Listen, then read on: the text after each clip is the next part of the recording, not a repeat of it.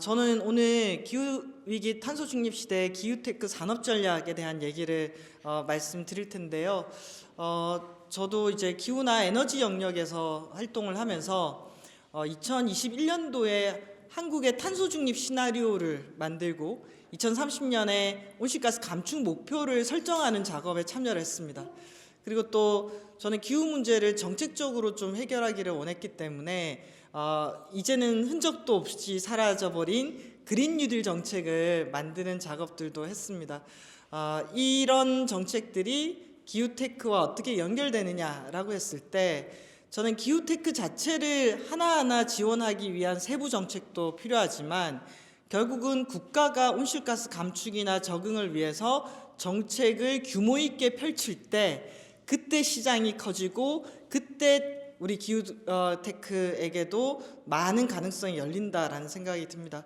그래서 저는 지금 현재 어떤 정책들이 진행되고 있고 앞으로 이제 트럼프가 당선되면서 다들 지금 술렁술렁하는 이런 분위기인데요. 이게 좀 어떻게 흘러갈지에 대한 얘기들을 여러분께 들려드리도록 하겠습니다. 2024년도 정말 뜨거웠던 해고요. 이렇게 뜨거웠던 해의 원인이 인간이 배출한 온실가스라고 30년을 얘기했는데 보시면은 가장 최근에 나온 UNEP 배출 격차 보고서를 봐도 2023년도에도 2022년도보다 1.3% 증가했다. 지금 속도대로라면은 3도씨 가까이 오른다라는 좀 암울한 소식입니다. 그래서 이 캅29라고 아제르바이잔에서 지난주에 회의가 끝났는데요. 늘 그런 얘기가 나오죠. 누가 배출했냐, 얼마나 줄이냐. 그런 얘기가 나오다가 저는 한 30년 정도가 되니까 본질에 가까워지는 것 같아요. 이제 의제가 뭐냐라고 했을 때 개도국도 온실가스를 줄여야 되는데 그 비용을 선진국이 얼마나 부담할 것이냐라는 내용들로 저는 좀 구체적인 실제 문제를 해결하려면은 자원과 또는 예산, 돈, 인력 이런 것들이 투입이 돼야 되는 거잖아요. 그래서 2035년까지 매년 우리나라 돈으로 치면은 400조 정도를 선진국이 이제 기여하는 것을 노력한다라는 내용으로 만들어졌습니다. 그렇게 되게 된 계기에는 그만큼 기후위기가 심각해져서 피해를 입는 국가와 사람들이 많아졌다라는 것을 의미하고요. 그랬을 때 전 세계 200개 나라에게 똑같이 온실가스 감축에 대한 의무가 지어지는 것은 아닙니다. 여기 보시면은 2023년 기준으로 G20 회원국의 온실가스 배출량이 77%더라. 그리고 중국, 미국, 인도, EU, 러시아, 브라질 6대 경제의 배출량이 63%더라 라고 하는 걸 보면 어디가 획기적으로 역할을 해야 되는지를 알 수가 있습니다. 그리고 여기에 보시면은 2022년에서 2023년까지 이 거대 경제 국가들 중에서 온실가스를 줄인 미국이 1.4% 줄였고 유럽연합이 7.5% 줄였다라는 것들을 볼 수가 있고요. 온실가스 배출은 모든 영역에서 배출이 되지만 여기 보시면은 이 파란색 부분이 에너지입니다. 결국 에너지에 있어서 화석 에너지를 어떻게 CO2가 배출하지 않는 재생가능 에너지로 전환하는가가 매우 핵심이다라고 할 수가 있고요. 그랬을 때 녹색성장위원회는 기후테크를 이렇게 해석을 했더라고요. 온실가스 감축이라든지 적응, 그러니까 감축과 적응 기술을 통해서 수익을 창출할 수 있는 산업. 이러면은 저는 범위가 정말 어마어마하게 넓을 거라고 생각을 합니다. 지금 분야로 보면은 재생에너지를 기반으로 하는 클린테크, 그리고 탄소 포집이라든지 이런 것들을 포함하는 카본테크, 지오테크 같은 경우에는 아까 기상청 같은 경우에 여러 날씨라든지 이런 정보들을 가지고 그 데이터를 기반으로 대책을 세우고 어떤 측면에서는 적응이라든지 또는 에너지하고도 아주 밀접하게 연결이 되어 있습니다. 그리고 에코테크라고 하면 자원순환이 있을 거고 푸드테크라고 하면은 먹거리 관련한 것들이 있는데요. 하나하나가 그 내용 안에 담을 수 있는 어떤 산업적인 내용들이 정말 다양하고 많을 거라고 생각을 합니다. 그래서 2023년도 6월 달에 산업부가 기후테크 분야에 유니콘 10개 만들고 2030년까지 145조 투자한다 라고 아주 야심차게 발표를 했었고 1년 전에는 거의 매주의 기후테크 관련한 정책 토론회가 열리고 발표회가 열릴 정도로 열풍이 불었습니다. 그리고 그것은 지금도 저는 계속 이어지고 기후테크가 기후위기 대응에 있어서 상당히 중요한 역할을 할 수 있다라고 생각합니다. 그런데 그 방법을 보면은 펀드 확대, 기후금융 지원을 강화하고 혁신 조달을 통해서 초기 수요를 만든다, 시장을 만드는 거겠죠. 그리고 이걸 가지고 수출 동력화를 한다, 탄소 시장을 활성화한다, 전문 인력을 확대한다, 이렇게 되어 있습니다. 소풍의 한상엽 대표님께 여쭤봤더니 제일 중요한 게 기후테크 기업에서 뭐냐라고 했을 때 금융과 투자라고 얘기를 하시더라고요. 또 예를 들면 금리가 올라가거나 이렇게 되면은 투자를 받거나 자금을 모으는데 어려움이 생기기도 하고요. 그래서 기후테크가 성장하기 위해서 여러 정책들이 있지만 저는 무엇보다도 중요한 게 실제로 온실가스 감축이라든지 적응 분야의 정책을 규모 있게 진행하는 거다라고 생각을 하는데요. 이 서울대 기후테크 센터에서 만든 국가 기후테크 육성 종합 전략을 보면은 각각의 우리나라 17개 광역 지자체별로 어떤 정책, 어떤 분야가 유망하냐라고 보고서로 진단을 하고 있습니다. 그런데 핵심은 사실은 이거는 누구나 다들 예상하듯이 제주라는 특성상 제주에서 가장 유망한 기후테크 분야는 재생에너지하고 에너지 저장 분야다라고 얘기가 나왔고요. 공동 3위는 에너지 신산업과 자원순환 분야입니다. 제주도 같은 경우에는 우리나라에서 사실 새로운 산업이 시범 사업을 할 때 제주도에서 제일 먼저 시작을 하고 스마트 그리드 부스터 시작해서 에너지 전환과 관련한 다양한 실험들이 제주도에서 또 펼쳐졌고 실제 제주도도 탄소 중립 목표 연도를 2035년도로 아주 야심차게 설정하고 있어서 제주도의 핵심 기후테크 산업이 에너지나 에너지 분야의 신산업, 저장 산업이다라는 것에 대해서는 많은 분들이 동의를 하실 겁니다. 자, 그러면 이렇게 이 에너지뿐만 아니라 제가 다른 영역들도 훨씬 더 또 많이 연결될 수 있을 텐데요. 결국 이런 정책들이 저는 기후테크가 성장할 수 있는 정책적인 세계적인 기반은 이미 만들어져 있다. 특히 저도 한 25년 정도 기후나 에너지 정책을 연구를 했었는데요. 생각해 보면은 2018년도에 IPCC가 1.5도씨 특별 보고서를 내면서 1.5도씨를 넘어서는 안 된다. 넘지 않기 위해서는 최소한 2050년 전에 전 세계 배출량을 순배출 제로로 만들어야 된다라는 어마무시한 보고서를 만들어냈거든요. 그래서 그 2018년도의 보고서와 그레타 툰베리와 같은 청소년들의 힘이 저는 좀 놀랍게도 각국의 탄소 중립 선언을 앞당겼다라고 생각합니다. 그리고 난 다음에는 이제 보고서에서 이런 내용들이 나오더라고요. 이게 중국의 탄소 중립 경로, 그리고 미국의 탄소 중립 경로, EU의 탄소 중립 경로입니다. 그전에는 BAU니 뭐 이런 얘기를 하다가 2018년도 그리고 2019년, 20년 이걸 거치면서 각각의 배출량이 어디로 방점이 찍히냐, 제로에 찍히기 시작하는 이런 보고서들이 등장하기 시작한 거죠. 그리고 난 다음에 독일은 놀랍게도 2045년도를 탄소 중립 연도로 설정하고 있고 이게 한국의 경로입니다. 다른 나라들이 사실은 90년대부터 EU는 90년대부터 줄기 시작하고 미국은 2005년부터 줄기 시작하고 독일은 90년대부터 줄기 시작하지만 우리는 약간 산 모양입니다. 여전히 배출이 많은 가운데서 급격하게 탄소 중립을 해야 되는 그 숙제를 안고 있죠. 또 한국 정부가 워낙 기후 관련해서 무관심하다 보니까 청소년들이 소송을 해서 지금 목표는 부족하다. 그리고 게다가 2031년부터 49년까지 감축 경로가 없다. 이거 꼭 마련해라 라고 헌법소원에서 이렇게 밝히기도 했습니다. 저는 저에게 있어서 가장 큰 경험은 한국의 탄소 중립 시나리오를 작성할 때 그때 제가 간사 역할을 했습니다.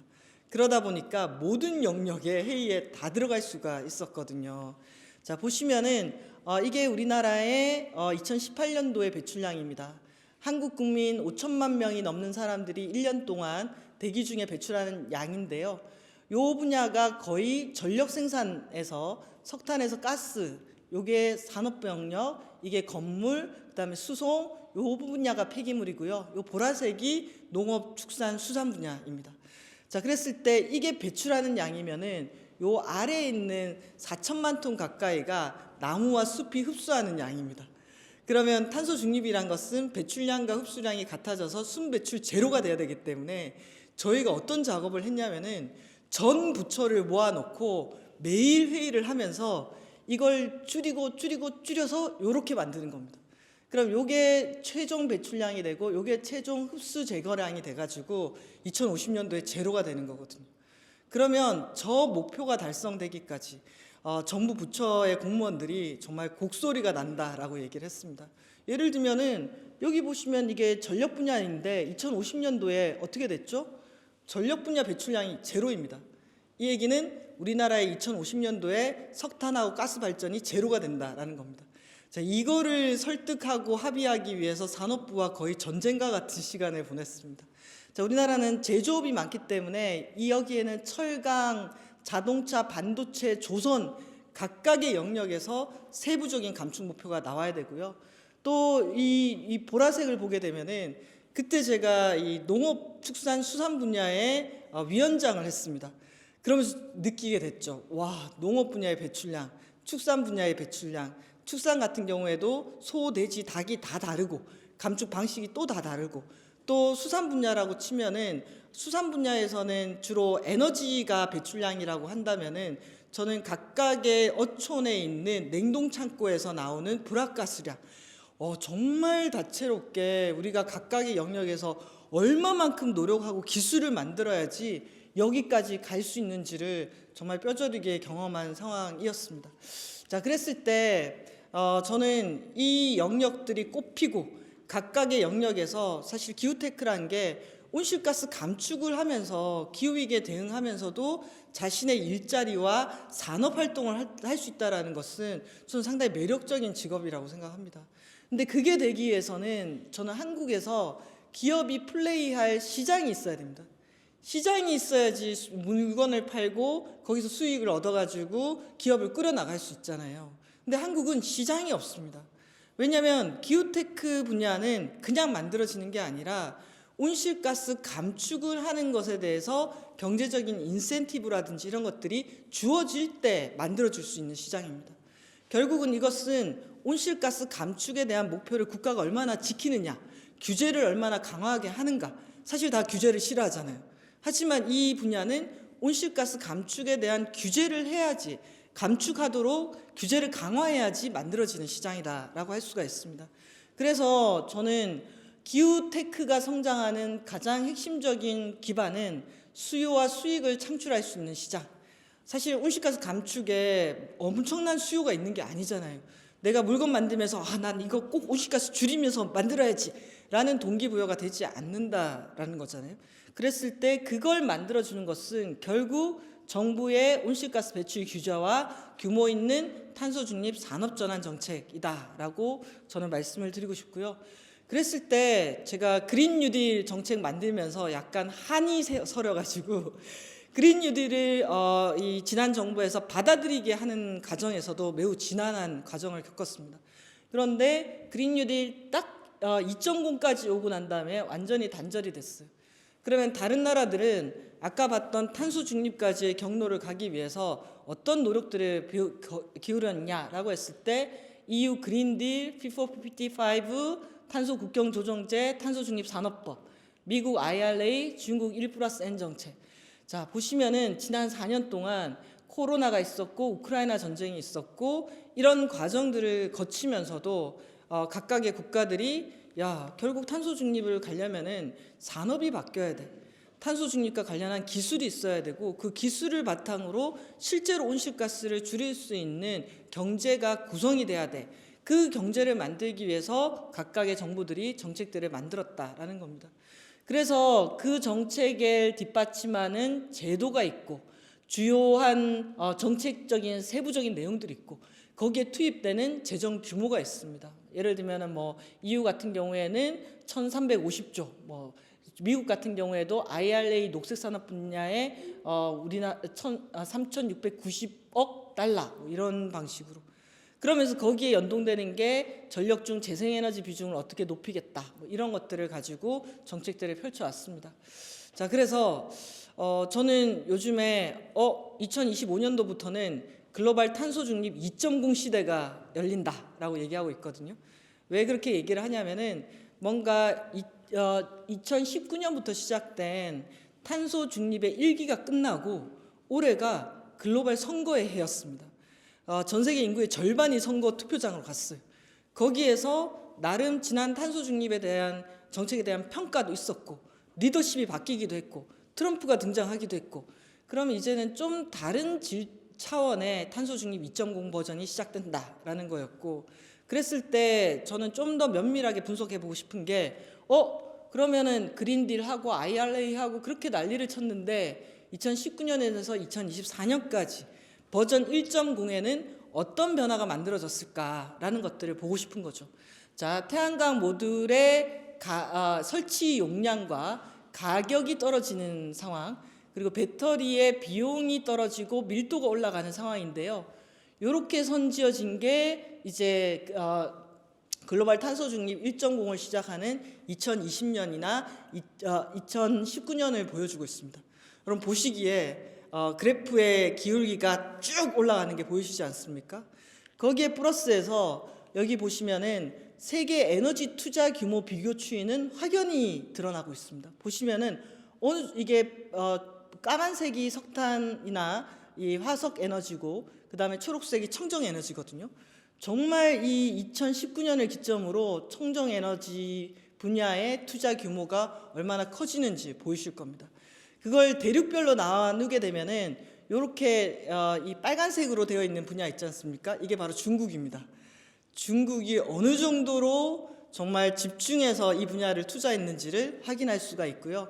자, 이게 2020년이고 이게 가장 최근의 이 상황인데 중국에서는 현재 팔리는 차량의 54%가 전기차입니다. 그래서 저는 2019년부터 지난 5년 사이에 탄소 중립 1.0 시대가 많은 변화를 만들어냈다. 그리고 이것은 더 속도를 낼 것이다 라고 생각을 합니다. 자, 각각의 그 경제 규모별로 조금씩 더 살펴보겠습니다. EU가 만든 것은 공급망을 통해서 세계적인 영향을 미칩니다.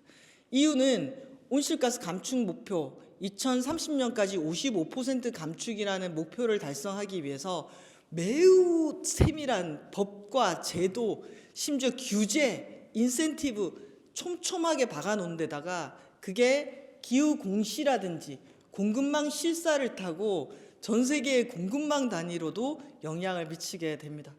기후 공시 같은 경우에도 이전에는 자발적이었다면은 이제 지속 가능 공시라든지 이런 것들이 이제 제도화되고 있고요. 특히 공급망 같은 경우에는 EU 영내에서 영업하는 기업들 그리고 그 기업과 연동된 공급망 전반에 걸쳐서 인권 환경 실사를 하고 위법할 시에는 전 세계 매출액의 5%의 과징금. 이거 엄청나게 큰 거잖아요. 그래서 이렇게 작동을 하고 있고요. 실제로 정말 그렇게 촘촘하게 만들어낸 이 제도들, 특히 자동차 탄소 배출량 규제라든지 에코 디자인 규정, 신배터리 규정 같은 경우에는 이미 우리나라의 기업들에게 영향을 미치고 있습니다. 현재 우리나라 수출의 한 10%가 EU 국가들이거든요. 근데 그 EU가 신배터리 규정을 만들면은 배터리 수출과 관련한 기업들은 그 제도를 따라야 되는데 이 요구가 구체적으로 어떻게 오고 있냐면은 첫 번째는 배출량이 얼마가 되느냐. 근데 그 배출량에 있어서도 스콥 3까지 포함해서 배출량이 얼마나 되느냐를 보고하도록 하고 그 다음에는 그걸 어떻게 줄일 거냐에 대한 얘기들을 구체적으로 요구하고 있다라고 할 수가 있습니다. 그랬을 때 저는 한 축에서는 EU가 만든 탄소 국경 조정제가 있지만 트럼프가 당선됐다 하더라도 이제 뭐가 오냐? 해외 오염 관세법이라든지 청정 경쟁법 같은 게 옵니다. 미국에서 어떤 법을 발의했냐면은 탄소 집약도 조사 의무법. 그러니까 각각의 제품을 만들 때 탄소를 얼마만큼 집약적으로 배출하는지에 대한 그 조사를 미국의 에너지부로 하여금 하게 하는 겁니다. 어떤 국가들? 주요 국가들 22개 지정 품목에 대해서. 그러면 미국이 한국이 철강을 만들 때 탄소 집약도가 얼마가 되는지를 알고 있다라는 거예요. 그럼 이 데이터를 이렇게 구축하는 이유가 뭘까요? 미국과 비교해서 높을 때 그만큼의 비용을 지불하게 하는 게 이 제도입니다. 공화당이 제안한 게 해외 오염 관세법이고, 그리고 민주당이 제안한 게 청정경쟁법입니다. 결국 이것은 미국의 산업 보호라든지 미국의 경제적 이익과 부합하기 때문에 EU의 탄소 국경 조정제 시기와 맞물려서 통과가 됐을 때 이건 수출을 중심으로 하는 한국 기업으로서는 상당히 영향력이 큰 제도라고 할 수가 있습니다. 그래서 뭐가 중요하느냐? 바로 전력의 탄소 배출 계수가 중요합니다. 왜 전력의 탄소 배출 계수가 중요하냐라고 했을 때 모든 기업이 제품을 만들 때 기본적으로 쓰는 에너지의 형태가 전력입니다. 그러면은 1kWh를 생산할 때 미국은 369g을 만들고 한국은 432g을 만들고 일본은 485g을 만들고 중국은 582g을 만듭니다. 자, 이게 다 뭐에 기본적으로 깔리게 된다? 제품의 탄소 발자국에 기본적인 영향을 미치는 요소로 작동한다라는 겁니다. 실제로 지난해 프랑스가 전기차 보조금을 주면서 전기차 전체의 탄소 배출량을 측정했어요. 그래서 80점 만점에 60점 이하는 보조금을 안 줬거든요. 그 기준을 보시면은 각각의 국가들이 있고 철강의 탄소 배출 계수, 알루미늄의 배출 계수, 에너지의 배출 계수 이런 것들이 제 수치로 나옵니다. 그래서 이제는 판이 달라졌구나. 탄소 중립까지 가니까 이제 모든 제품 단위별로 탄소 배출량을 측정해서 그거 안 돼. 너네 우리가 보조금 안 줄 거야. 라고 하는 기준으로 뭐가 된다? 탄소 배출량이 기준이 됐다라는 것들을 알 수가 있습니다. 제가 이번에 그 코엑스에서 하는 ESG 대전에 갔을 때 너무 흥미로웠던 것이 요게 이제 이 샴푸입니다. 샴푸의 바코드를 딱 찍었더니 뭐가 나타나느냐? 이 샴푸를 만드는데 탄소 배출량이 393.4g이다 라고 나타나요. 근데 이게 어떻게 계산되느냐? 제조, 포장, 운송, 폐기. 그러니까 각 정과정에 걸쳐 가지고 이게 이 제품을 생산해서 소비까지 얼마의 탄소 배출량이 되는지를 보여주고 있고, 특히 여기서 놀라운 것은 그 샴푸 같은 경우에는 제조보다 포장이 그렇게 중요하구나. 그래서 이 EU가 그린딜이라든지 자원 순환을 하면서 전과정 순환을 강조하는 게 이런 거에 있고, 이게 플라스틱 협약이라든지 이런 거, 플라스틱 협약이 강해지면은 이런 것들에 대한 수요나 기업들이 훨씬 더 많아지겠지 이런 생각이 들었습니다. 그래서 또 정보를 들어가게 되면은 엄청 디테일하게 라벨, 오버캡, 펌프, 용기의 재활용 가능성이 어떤 재질로 되어 있고 재활용이 가능한지에 대한 퍼센티지가 나오고, 또 하나씩 들어가게 되면은 각각의 재질에 대한 설명들이 들어오고 있습니다. 와우, 이제 뭐 유럽 같은 경우에는 결국 이런 상황으로 가겠다라는 거네. 그러면 이걸 어떻게 해야 될까요? 측정하는 단위부터 시작해서 계산하는 것뿐만 아니라 이것을 구현하는 전 과정에서 하나의 산업이나 이런 것들이 만들어질 수 있겠다라는 생각이 들었습니다. 오늘 제가 또 얘기하고 싶은 것은 중국입니다. 자, 중국이 저는 2015년도에 파리 협정 당시에 현장에 있었거든요. 그래서 그때 핵심은 뭐였냐? 지금까지는 선진국만 온실가스 감축을 했는데 과연 개도국들도 온실가스를 감축하는데 참여할 거냐 말 거냐가 핵심이었어요. 근데 이 오바마하고 시진핑이 사인을 이렇게 하더라고요. 그래서 제가 중국의 입장이 달라졌다. 중국은 어떤 준비를 하는 거지? 라고 생각했었는데, 중국은 이미 2015년도에 사인을 할 때 찾아보니까 생태 문명 대전환 정책을 국가 경제 정책에 반영한다. 그리고 2015년도에 이미 중국 제조 2025라는 걸 발표하면서 중국이 제조업 강국으로 가면서 전기차부터 시작해서 효율과 재생에너지를 하겠다라는 것들을 그때부터 작업을 했더라고요. 그래서 실제로 2020년에 탄소 중립을 선언할 때도 한국과 일본보다 먼저 선언한 게 중국입니다. 근데 그때 또 뭐라고 얘기했냐면은 자, 2020년 당시에 중국의 태양광 풍력이 400기가와트다라고 얘기했거든요. 400기가와트. 자, 우리나라가 지금 한 30기가와트니까 물론 중국이 워낙 큰 나라니까 400기가와트다. 이걸 2030년까지 1200기가와트를 만들겠다라고 얘기했는데 중국의 목표는 6년 앞당겨서 달성이 됐습니다. 놀랍지 않습니까? 1200기가와트를 그냥 달성을 해버리더라고요. 그러다 보니까 이 분야가 2015년도 파리 협정 그리고 2020년도에 이렇게 확장된 게 태양광 풍력의 용량이다. 중국으로 인해서 태양광 모듈 가격이 떨어진다라든지 이런 것들. 그랬을 때 클린테크 분야에서 이 전기차 재생에너지 전력화 분야에서 요 빨간색이 중국이고 요 파란색이 미국이고 이게 EU인데요.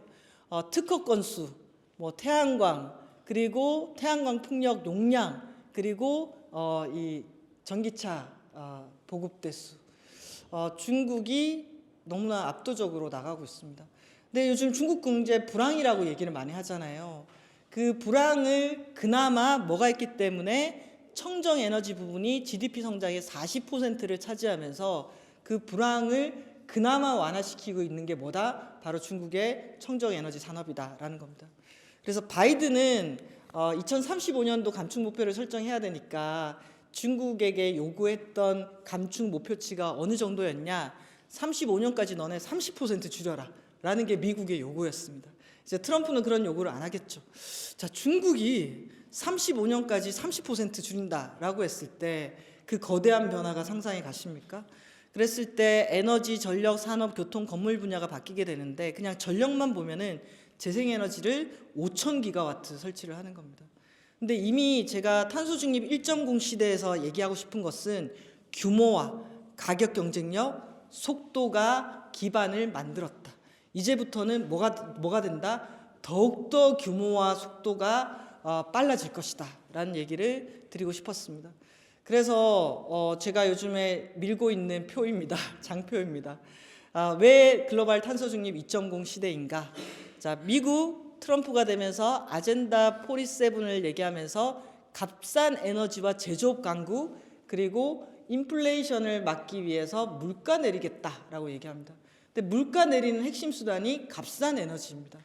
자, 그리고 EU는 폰데라이엔이 두 번째 임기를 시작하는데 여기서 핵심은 뭐를 얘기하느냐? 온실가스 감축과 산업 경쟁력을 얘기합니다. 그래서 EU는 뭘 발표를 하고 있느냐, 할 준비를 하느냐? 청정 산업띠를 준비하고 있습니다. 거기에 또 EU의 온실가스 감축 법제화 목표가 2030년이 55% 감축이거든요. 40년이 얼마이냐면은 90% 감축입니다. 네. 영국이 최근에 35년까지 81% 감축하겠다라고 얘기했습니다. 근데 이게 숫자가 쟤들 그냥 지르는 거지라고 생각하시면 안 되는 게 실제로 유럽은 감축 경로에 있고 지난 1년 동안 유럽은 8%를 줄였습니다. 그래서 이 모든 것들이 저는 상당히 중요한 징후라고 생각을 하고 중국 같은 경우에는 제조 2025가 내년에 끝납니다. 그걸 계승하는 신질 생산력이라고 해서 여기에 기술과 테크가 들어갑니다. 그동안 생산력은 자본과 노동력이었다면은 이제 중국이 새로운 질적 성장을 하겠다. 뭘 기반으로? 과학 기술과 디지털을 기반으로. 여기에 있고요. 일본 같은 경우에는 2040년까지 GX2를 발표할 예정입니다. 여기서 제가 우려하는 것은 한국은 내세울 만한 녹색산업 전환 정책이 뭐지? 기후테크 그룹들을 지원할 만한 국가의 제도가 어디에 있고 규모 있는 예산이 어디에 있고 거기에 그것을 감당할 인력은 어디에 있는가라고 했을 때 여기서 문제는 우리가 비어있다라는 것입니다. 자, 글로벌 탄소 중립 2.0 시대에 이 EU 폰데라이언의 차기 정부 운영에 관한 지침입니다. 거기 보면은 우리는 청정 산업딜을 할 거다. 이걸 통해서 뭘 이룬다? 탄소 중립과 낮은 에너지 가격을 이뤄낼 것이다 라고 얘기하죠. 그리고 트럼프 공약입니다. 트럼프 공약의 핵심은 뭐냐면은 이제 이 물가 상승을 잡겠다. 근데 물가 상승을 잡기 위해서 우리는 저렴한 에너지를 가장 많이 생산하는 국가가 되겠다. 미국이 할 수 있는 모든 에너지 자원을 활용하겠다. 그걸 통해서 뭐 하겠다? 제조업 강국 만들 거다. 자, 이게 그동안 제조업은 이제 한국이라든지 중국이라든지 이렇게 해왔는데 이제 주요 국가들이 제조업을 하겠다고 합니다. 근데 그 제조업이 어떤 제조업이냐? 탄소 중립과 온실가스 감축과 관련한 제조업이다라는 겁니다. 그리고 이미 궤도에 오른 에너지 전환을 보면은 이게 국제에너지기구의 2024년 전망인데 요걸 보면 뭐가 나오냐면은 딱히 감축 의지를 높은 정책이 아니라 현재의 정책만으로도 2035년이 되면은 태양광과 풍력이 석탄보다 더 많은 에너지를 생산한다라는 겁니다. 그리고 지난 4, 5년 동안의 결과를 거쳐가지고 이제 재생가능 에너지가 비싼 에너지가 아니라 그리드 페리티를 지나면서 값싼 에너지가 됐다는 거죠. 트럼프가 돼도 재생에너지 쪽이 막 벌벌벌벌 떨거나 그러지 않은 게 이미 가격에서 안정화됐다라고 생각을 하는 것 같습니다. 자, 캅29 최근에 끝났죠. 거기서 중요한 게 지난해에는 국제적으로 이런 서약이 이루어졌습니다. 2030년까지 효율 2배, 재생에너지 3배. 근데 이번에는 무슨 얘기가 나왔냐? 우리는 2030년까지 저장 용량 6배, 전력망은 8천만 킬로미터를 추가하겠다. 그리드 전력망을.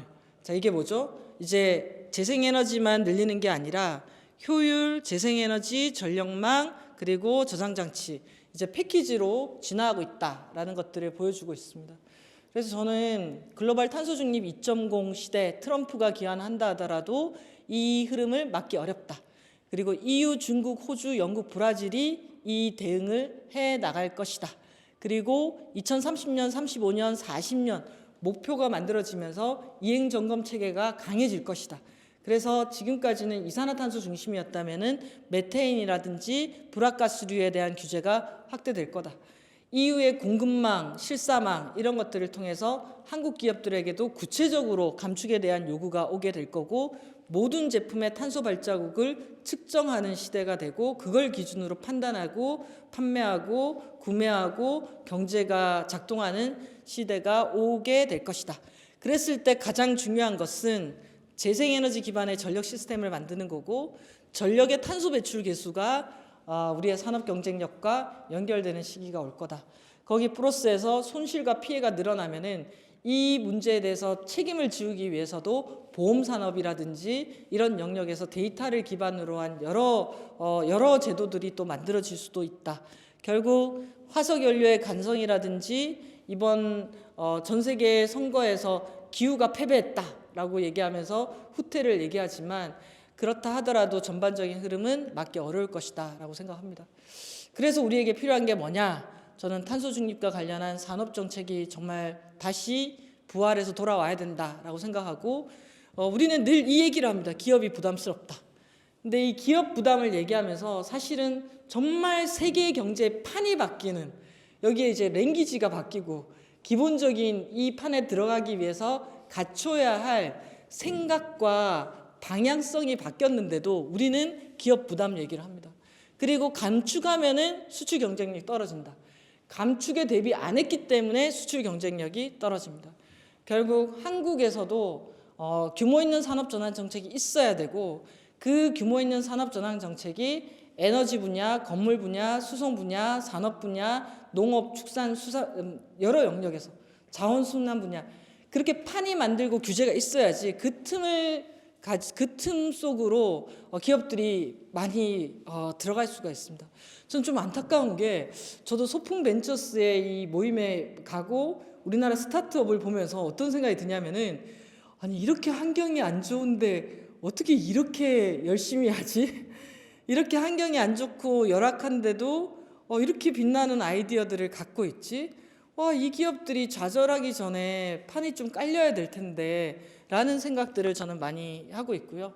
결국 제품의 탄소 배출량이 중요해지는 시기에서는 에너지 전환이 가속화돼야 되고 그러려면은 우리나라는 전기요금, 재생에너지, 전력망, 전력시장 그리고 기업이 선택할 수 있는 요금제 이런 것들이 많이 만들어져야 됩니다. 기후 공시해야 되고 오늘은 많이 얘기하지 않겠지만 결국 탄소 중립이 그렇게 급격하게 진행됐을 때 영향받는 사람들이 있습니다. 그 사람들에 대한 대책들을 어떻게 할 거냐, 그 산업 대책은 어떻게 할 거냐, 이것들을 같이 세워야 되고요. 자, 이제 남은 시간에는 제주도에 가장 유망했다라고 얘기하는 에너지하고 저장장치 관련한 얘기들을 해보도록 하겠습니다. 보면 이 IEA의 글로벌 탄소 중립 에너지 로드맵입니다. 이런 보고서들이 지난 몇 년 동안 어마무시하게 나왔습니다. 저도 이 영역을 하면서 요즘은 너무 좋은 보고서와 너무 디테일한 자료들이, 그것도 가장 최신 자료를 가지고, 중국이 1년에 거의 몇백 기가씩을 태양광을 설치를 하는데 제가 여러분께 2021년도 자료를 보여드리면 되겠습니까? 그러니까 정말 바쁜 거예요. 매년 자료가 어디서 업데이트되고 누가 이 데이터를 만들었는지를 확인하면서 추세를 따라가기가 정말 바쁜 거예요. 그만큼 현장이 급변하고 있다라는 것들을 알 수가 있고요. 자, 이게 우리나라의 탄소 중립 시나리오 전력 믹스입니다. 보면은 아까 그래프에 보시면은 2050년도에 우리나라 전력 분유 배출량이 제로잖아요. 그러면 우리나라 지금 석탄 발전소, 가스 발전소가 얼마나 있는데 이걸 제로로 만들지? 그거 대책이 있는 거야? 뭐 이런 얘기를 할 수밖에 없잖아요. 그랬을 때 시나리오 A는 재생에너지 70.8, 무탄소 가스 터빈이 21.5, 원전이 아마 한 5에서 6% 이렇게 구성되어 있습니다. 지금 우리나라 상황으로 치면은 상상이 안 가죠. 지금 현재 우리나라 구성을 보면은 석탄가스가 한 60, 원전이 한 30, 재생가능에너지가 7 이 정도 되거든요. 이거를 25년 안에 이렇게 만들어 가야 되는데 이것도 그 사이에 2050년이니까 기술 발전이라든지 여러 여건들이 변하는 것을 전제로 두고 이렇게 계획을 세웠습니다. 근데 이 그림이 만들어진다는 것은 뭘 의미할까요? 저는 세계에서 가장 큰 시장이 에너지 시장이다라고 생각합니다. 그러니까 화석 에너지가 차지하고 있던 그 어마어마한 포션을 재생에너지 기반, 심지어 우리나라도 2050년도에 재생에너지 비중을 70%로 잡고 있잖아요. 그러면 이게 어떤 양식으로 작동해서 우리의 도시와 한국 사회에 구현이 될 거냐라고 했을 때 아주 간단하게 제가 그려본 겁니다. 화석 에너지 대신에 전력화다, 전기화다, 전기가 다 하게 된다. 내연기관 차량 전기차로 바뀌고 어선 전기 어선으로 바뀌고 경운기 트랙터 전기로 바뀌면서 자율주행 같은 것들이 탑재가 되는 거죠. 그랬을 때 뭐가 될까요? 산업, 수송, 건물 다 전기화가 되면은 전력 수요는 어마무시하게 늘어납니다. 그래서 2021년도에 576테라와트시를 썼다면은 2050년도에는 한 2배 이상 늘어나게 될 겁니다. 물론 이것도 수요 관리를 어떻게 하는가에 따라 달려 있죠. 자, 그러면 전기화가 되니까 전력 수요는 늘어나는데 늘어나는 전력 수요를 감당하려면은 석탄하고 가스는 심지어 빠지는 거를 감안하고 재생에너지가 늘어나야 되잖아요. 그랬을 때 현재 우리나라 2050년도에 재생에너지 70%라고 했을 때 현재 30기가와트가 500기가와트가 되면은 그 목표를 달성할 수 있을 거라고 전망하고 있습니다. 근데 여기에 이제 들어가는 게 아니 재생에너지가 그렇게 많이 늘어나기 시작하면 지금도 제주도는 막 커테일 일어나고 출력 변동 못 잡아가지고 난리가 나는데 이거 어떡할 거냐라고 했을 때 그때 등장하는 게 소비자들의 역할, 수요자원시장, ESS, 가상발전, 스마트 그리드, 섹터 커블링 이런 것들이 막 결합을 하게 되는 거죠. 그래서 생각해보면 아니 전 세계가 150개 국가가 탄소 중립을 선언했는데 그런데 현재도 우리가 사용하는 인류가 사용하는 에너지의 77%가 화석 에너지인데 이걸 다 바꾼다라고 했을 때 이 시장이 얼마나 클지, 그리고 이것은 단순히 태양광 풍력 설치하는 게 아니라 변동성이 큰 태양광과 풍력이 많이 들어가는 그리드를 어떻게 운영하는가에 대한 시스템 전반을 새롭게 설계하는 어마어마한 시장이다라고 저는 생각을 합니다. 그랬을 때 이제 왼쪽이 우리 지금이죠. 발전소에서 전기 주면은 이 전기가 어떤 믹스로 만들어졌는지 이런 거 모르고 그냥 우리나라 전국이 단일 요금으로 해가지고 똑같이 씁니다. 산업용하고 일반용하고 가정용 정도 구분이 있고. 근데 이제는 이렇게 되는 거죠. 우리나라뿐만 아니라 전 세계가 이렇게 되는 겁니다. 정말 다양한 생산지가 곳곳에 있고 거기에 효율도 들어가고 전기차가 가다가 전력망에 전기가 부족해? 그럼 역으로 꽂을 수도 있고, 수요 자원 시장이 있고, 태양광 있고, 풍력 있고, 이런 것들이 쌍방향으로 서로 데이터를 주고받으면서 이제 작동하는 시장들이 만들어진다라는 거고요. 제가 지난 6월 달에 중국 상하이에서 탄소 중립 엑스포를 가보고 정말 깜짝 놀랐습니다. 아까 제가 수치로만 보여드렸던 중국의 이 탄소 중립 산업의 현장을 봤는데요. 정말 어마무시하더라고요. 예를 들면 전기차부터 시작해가지고 특히 중국이 그렇게 성장할 수 있는 데는 국가가, 정부가 전폭적으로 지원하고 거기에 플러스해서 기후금융이라든지 관련한 탄소 중립 금융의 규모가 정말 비교할 바가 아니었습니다. 저는 하루 다니다가 몸살 날 뻔했는데요. 너무 커가지고 그래서 그 생각했어요. 와, 우리 CES가 아니라 여기 와서 중국이 어느 정도의 탄소 중립 산업을 갖고 있는지 그 현장을 좀 봐야 될 텐데 라는 생각이 들었고, 그래서 내년에 할 때는 저는 사람들을 좀 조직해서 가려고 합니다. 그랬을 때 세션이 있는데 그 중에 한 세션이 되게 저는 너무 인상 깊었는데요. 정말 운동장 같이 큰 공간에 중국의 모든 은행들이 다 나와 있는 거예요. 은행이 나와 있어요. 이게 뭘까요? 돈이 어디로 가는가인 것 같아요. 그래서 이 상하이 현장인데 이미 보기에도 전력화가 상당히 많이 돼 있어요.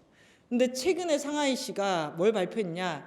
2027년까지 상하이에 있는 모든 버스하고 모든 택시를 탄소 중립으로 하기 위해서 100% 전기차로 만든다.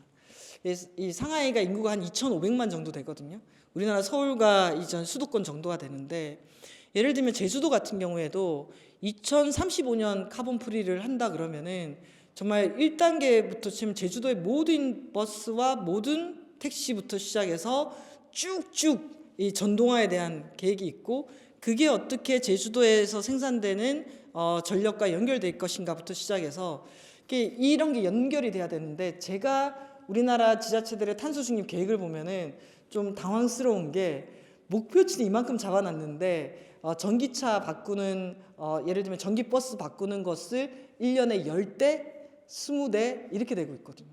그러니까 이게 계획과 현실 간의 괴리가 너무 크다라는 얘기를 드리고 싶었고, 결국은 아까 제가 그림으로 보여드렸던 재생에너지에 기반의 전력 시스템이 재생에너지가 70%, 80%, 90%가 될 때 그 변동성을 감안해서 도시에서 어떻게 전력을 효율적으로 쓸 것인가, 이 시스템을 구축하는 게 핵심이고, 그래서 이제 스마트 시티라든지 스마트 그리드, 저장, 배터리, 데이터, 전기차, 이 모든 것들이 연동되는 시스템을 만들어야 된다라는 겁니다.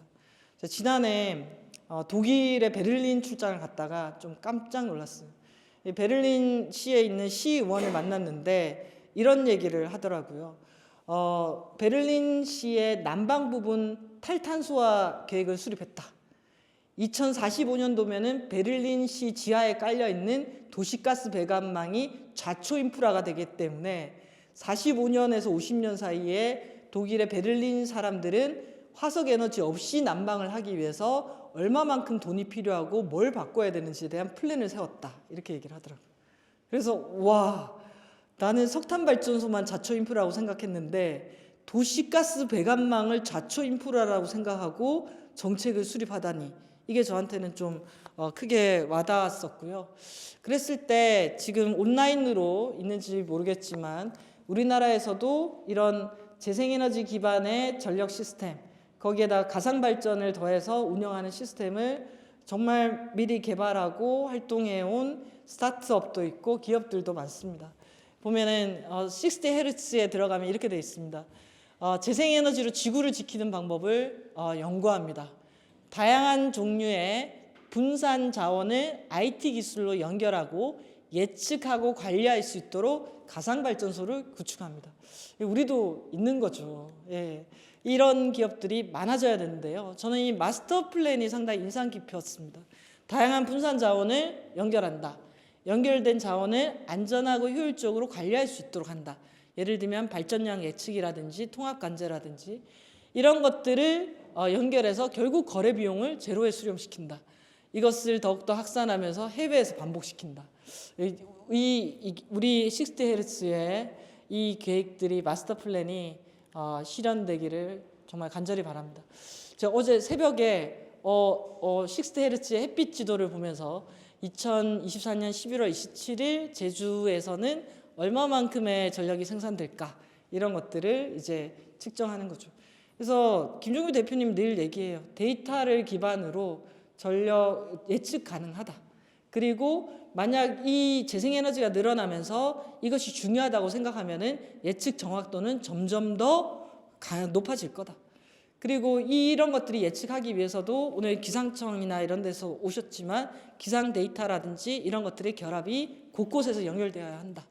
이런 얘기를 하셨고, 최근에 구글이 리뉴홈이라는 서비스를 이제 시작을 했는데, 이게 정말 좀 놀라운 게 실시간 데이터 기반의 수요 예측, 정교한 요금제, 원격 제어, 자동화를 통해서 재생에너지를 확대하고 전력망을 안정적으로 공급해서 결국 사람들로 하여금 비용도 줄이면서 효율적으로 전력망이 운영되도록 한다. 그래서 여기서 핵심은 뭐냐면은 이 미국에 있는 수많은 주택들을 거대한 가상발전소처럼 연결을 하는 겁니다. 그랬을 때 100만 호 이상의 가정용 전기 소비자들을 모집해가지고 재생에너지를 활용하면서 전기요금도 줄이고 전력망 안정 서비스를 제공하는데, 여기에 들어가게 되면은 자동 조절, 온도 조절 장치를 연계해가지고 여기서 원격적으로 그 집의 현재의 에너지 가격이라든지 수요 상태, 그리고 바깥의 날씨 이런 것들을 총합해서 자동으로 조절을 해줍니다. 근데 이게 전역으로 연결돼 있기 때문에 이 데이터를 기반으로 어디에 어느 정도 온도를 올려주고 어디에 전기를 쓰고 태양광으로 쓴 전기를 어떻게 돌려야 되는지를 최적화해서 운영을 하는 거죠. 그래서 저는 이게 진짜 전국에 있는 자동 온도 조절 장치를 연계해가지고 그걸 통합 관제해서 맡기는 것만으로도 70기가와트의 피크 절감 효과가 있냐라고 얘기를 했더라고요.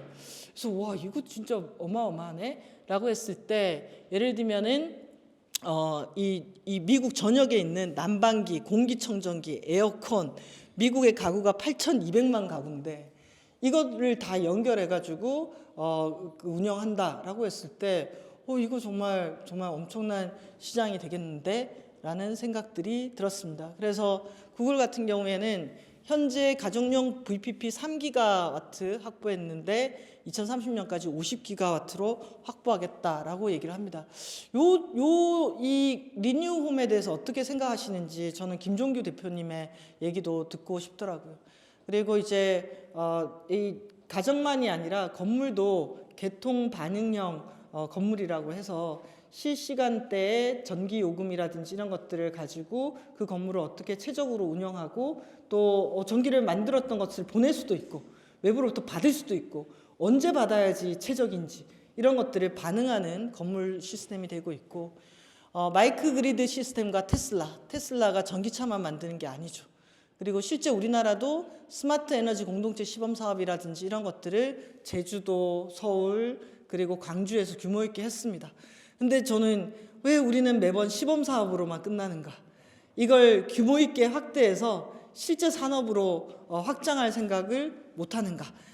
그걸 그렇게 되게 하는 것이 필요할 텐데 라는 생각이 들고, 이걸 받쳐주기 위해서도 분산에너지특별법이라든지 관련한 수익 모델, 그게 되려면은 전력 시장이라든지 전기요금 가격 같은 것들이 아까 플레이그라운드가 있어야지 거기서 수익을 창출해서 60Hz 같은 데가 먹고 살 거 아니에요. 예. 정말 이 판이 커졌다면은 우리나라의 60Hz 같은 게 정말 어마무시하게 많아졌을 겁니다. 판이 너무 작습니다. 그렇게 하기 위해서 정부가 해결해야 될 것들이 있다.